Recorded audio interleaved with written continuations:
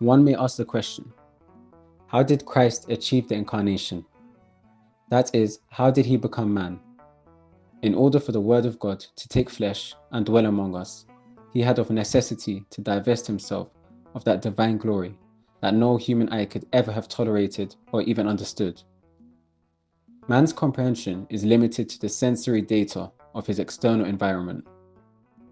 For this reason, whenever God spoke to the prophets of old, they would be thrown into a sort of trance that would release them from the physical and mental limitations of their normal lives. They could see what was beyond their sense of vision. They could hear what was beyond their sense of hearing.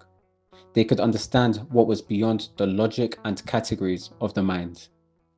They were made capable of receiving and relaying God's message, commands to the people. But now God wished to communicate with his people directly. He desired to speak to them himself. He desired to deliver the things of God without any intermediary. In order to accomplish this, he had to meet them at the level of their own senses and understanding. He needed to be like them in every way, in order to avoid baffling them, or indeed to avoid provoking terror in them.